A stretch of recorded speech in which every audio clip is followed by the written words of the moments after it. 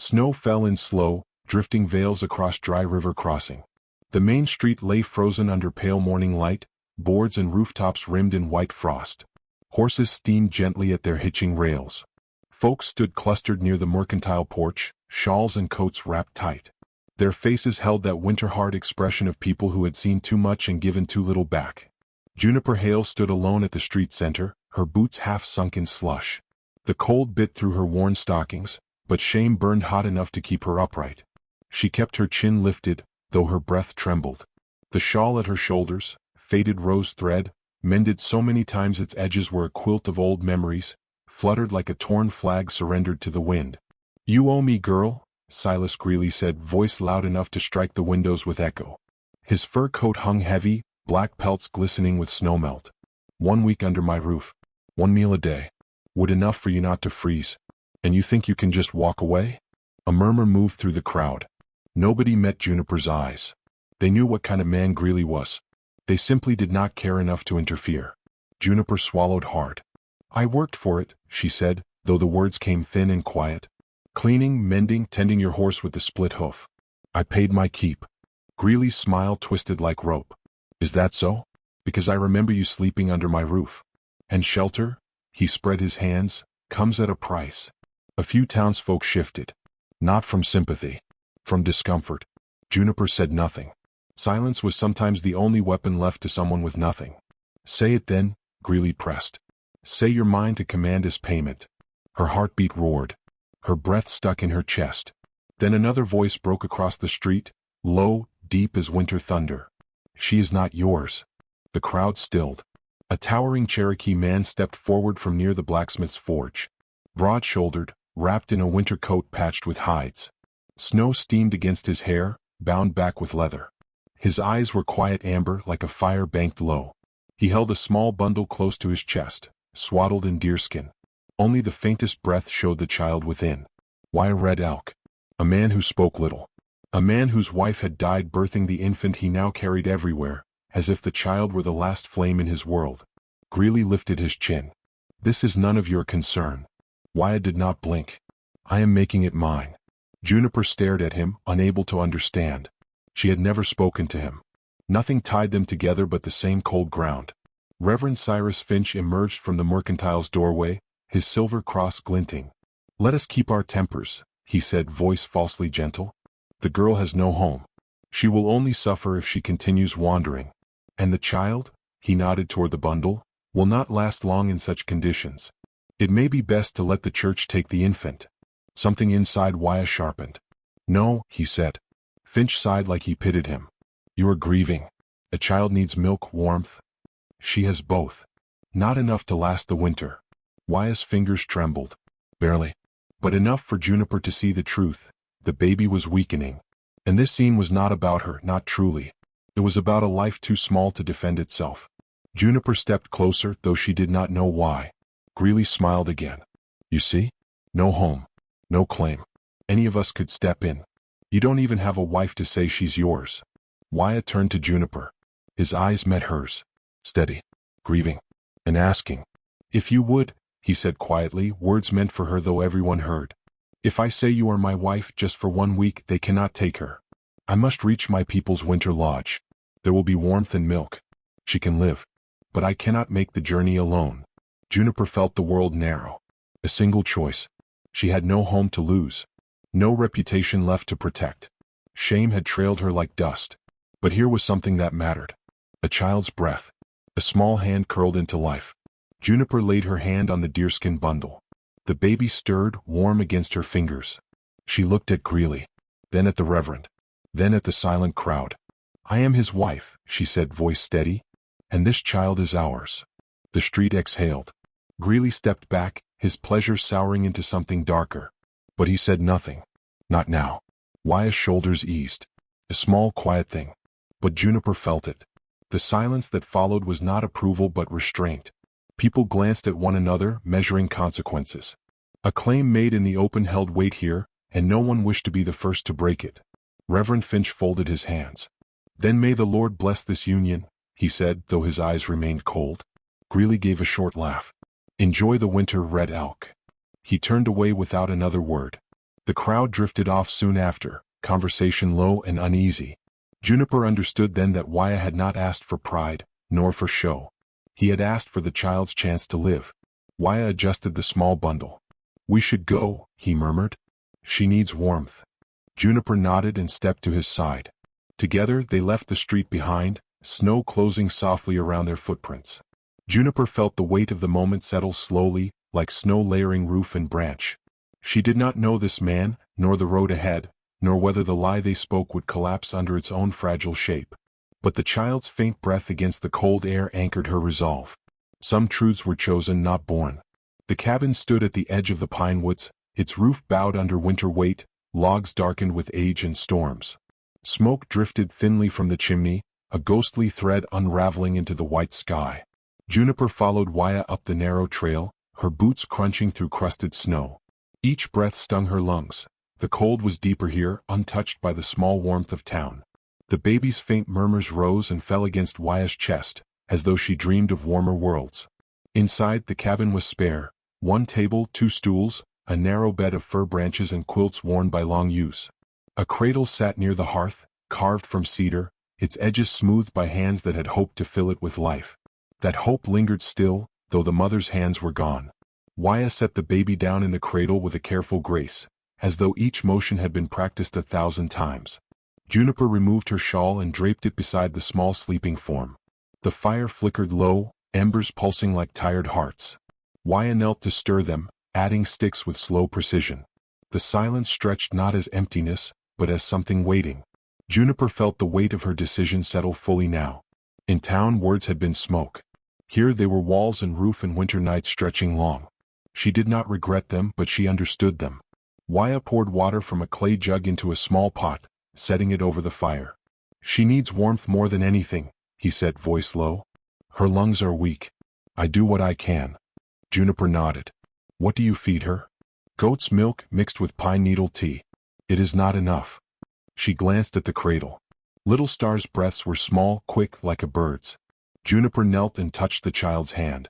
The tiny fingers curled instinctively. A tremor passed through her, something tender and unexpected. Waya busied himself at the table as though giving her space.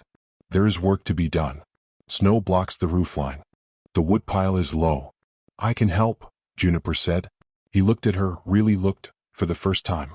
Not as a claim or bargain, but as a person sharing his burden. "You are tired," he said. "So are you." Something passed between them, quiet as falling frost. They worked without many words. Juniper gathered wood near the tree line, dragging branches back through thigh-deep snow. Her hands numbed, then burned, then settled into a rhythm of ache.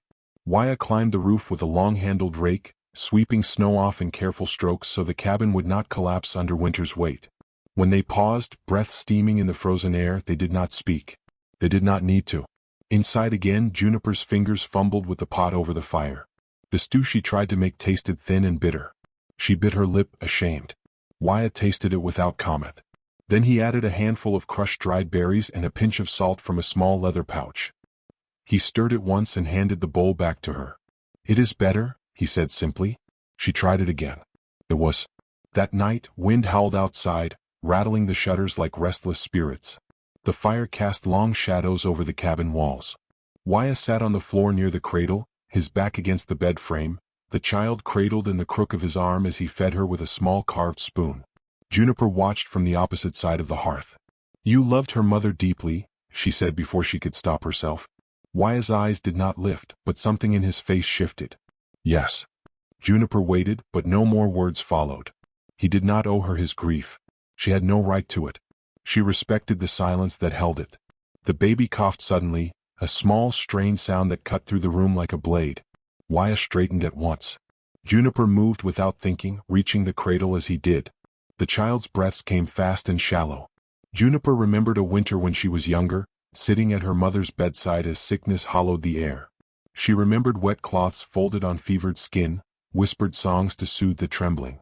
She gathered warm stones from near the fire pit and wrapped them in cloth, tucking them around the infant.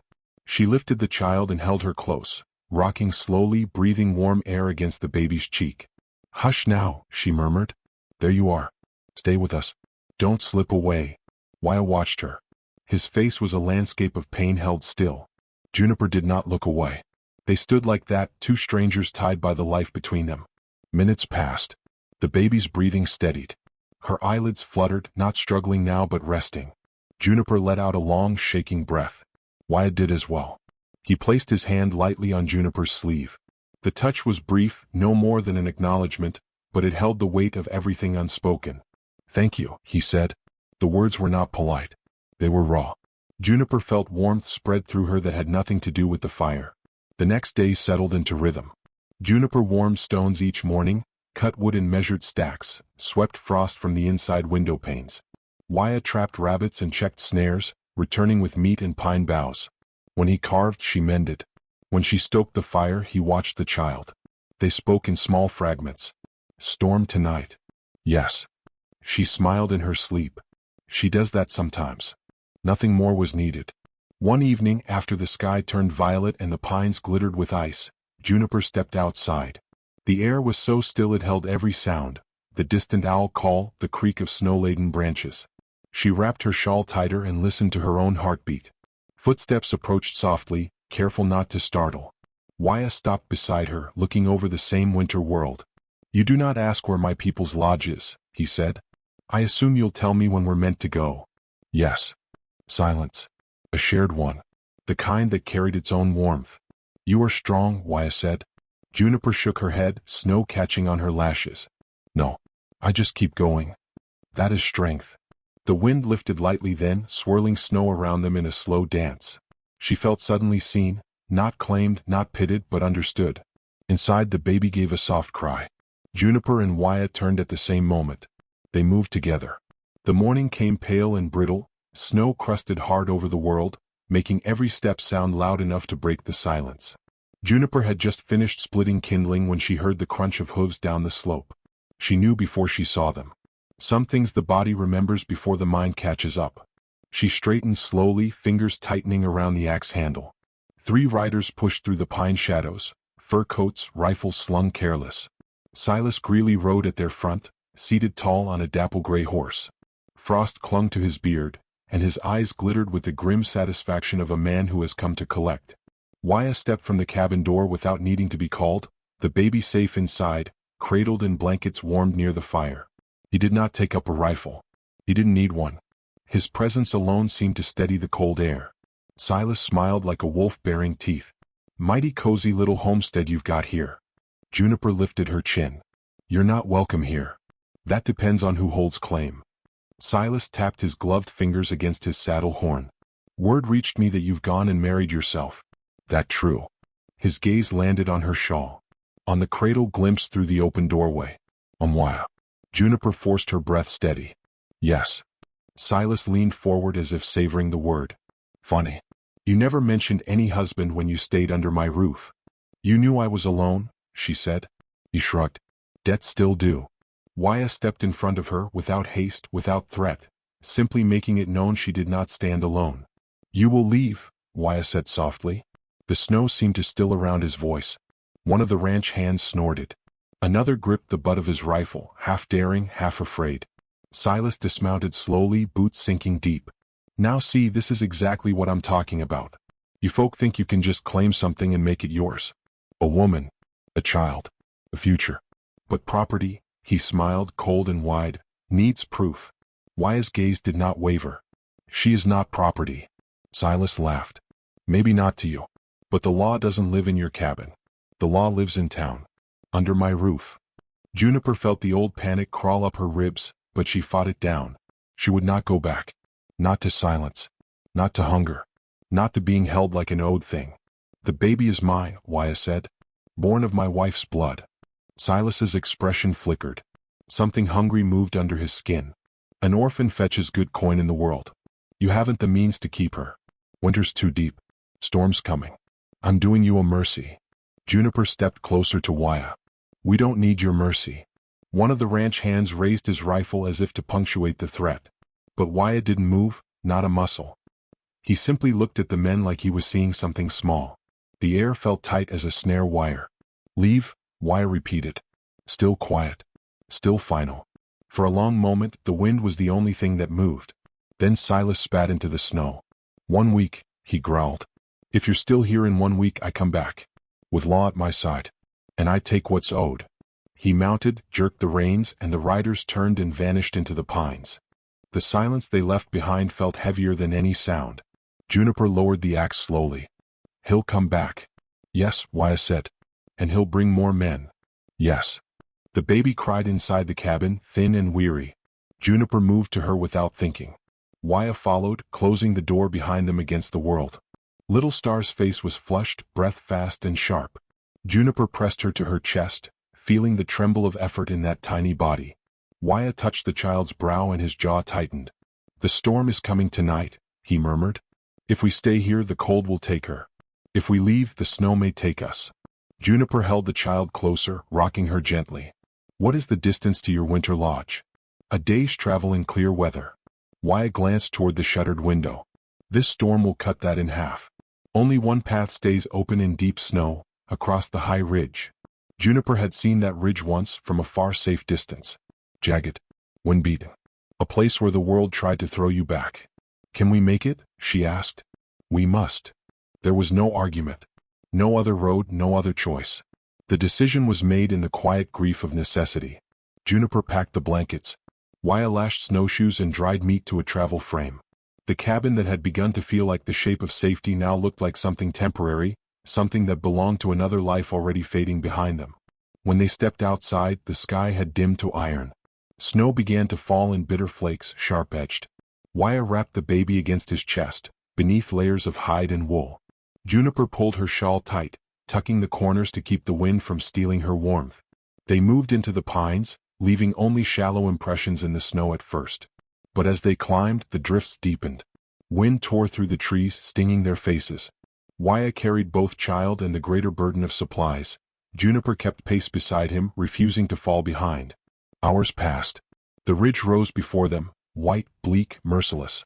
The wind howled through its stone teeth like some ancient grief. Wyatt's breaths grew heavy, though his stride never faltered. Juniper's legs burned, frost bit her fingers, her lungs felt carved raw.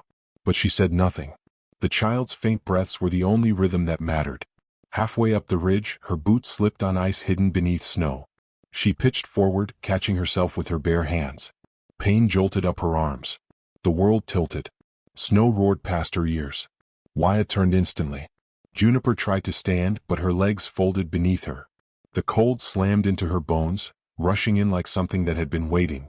Wyatt knelt, shifting the baby carefully aside, and lifted Juniper in his arms. She tried to protest. She had sworn never to be a burden, but the words did not form. Her breath came in ragged shivers. No one is left behind, Wyatt said, voice steady against the storm. The wind tore at them. Snow blinded. But Wyatt carried her. Step by step. The ridge crest began to take shape. A faint orange glow flickered in the distance. Fires of the winter lodge waiting like a promise. Juniper tightened her fingers weakly in the fabric of his coat, heart pounding not from fear now, but from something deeper. Trust. Something that felt like beginning. They did not stop. They did not look back. The storm closed behind them, swallowing the world, leaving only the three of them moving forward, together. The winter lodge sat among the pines like an ember in a sea of white. Smoke rose in gentle columns, carrying the scent of cedar and sage. Voices murmured inside the great longhouse, softened by furs and woven tapestries. Juniper lay near the fire, wrapped in a thick blanket, her breath finally steady. The long journey had drained her, leaving her weak and trembling. Yet her eyes remained open, fixed on the small cradle beside her. Little Star slept, her breaths deeper now, warmed by herbs, milk, and the careful hands of Wyatt's kin. Wyatt stood near the entrance, speaking with an elder woman who examined the child with practiced care. The elder nodded once, firm, approving. She will live, the woman said. Because you carried her through the storm. Because the woman did not let her fade. Her gaze shifted to Juniper. Respect, quiet and real. Juniper lowered her eyes. She did not feel worthy of such regard. But she took it all the same. Snow fell thick outside, though the wind had gentled. This place felt like a world apart, held safe for one brief breath in the long winter. But safety never lasted. The first sign was the distant sound of hooves. Slow. Measured. Purposeful. Juniper felt the shift before anyone spoke. Wyatt turned his head, shoulders tightening. The lodge fell silent as if every soul inside recognized the change in the air. He stepped outside into the gray light. Juniper rose, gripping the cradle's edge to steady herself before following him. Silas Greeley sat atop his horse at the clearing's edge, coat heavy with storm-wet fur. Behind him rode 5 men armed and grim. Their horses snorted steam. Their boots gleamed with ice. The lawmen's badges caught faint light beneath their coats. Silas's smile was cold. "Took you long enough to get here," he said. "I've come to claim what's owed." Wyatt did not touch the knife at his belt. He needed no gesture.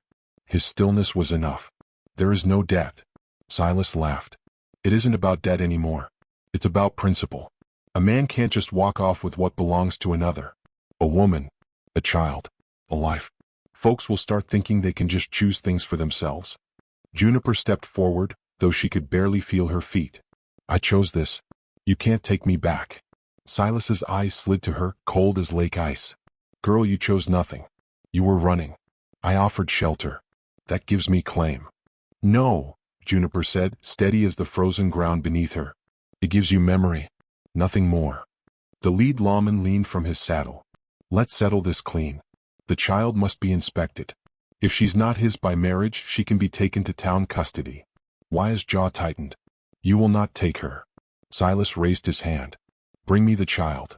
Juniper stepped in front of Wyatt then, her body moving before her mind could argue. She stood between the men and her family.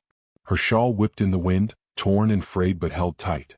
"You'll cross me to take her," she said. The ranch hands shifted uneasily. The lawman hesitated. Something about her, small, trembling but unbreakable, made the air hold still. Silas's voice snapped like brittle wood. "Move aside." "No." A single heartbeat passed. Silas reached for his gun. Wyatt moved first, not with fury but with a terrible calm. He stepped forward, his hand closing around Silas's wrist before the pistol cleared its holster. In one smooth, brutal motion he twisted. Bone cracked like ice under boot. Silas cried out, falling from his saddle, snow puffing up around him. The ranch hands drew their rifles, but Wyatt did not retreat. He stood over Silas, one boot planted in the snow, his breath rising slow and steady. "You see us as property," Wyatt said, voice low, resonant with something older than law. "But we are not yours.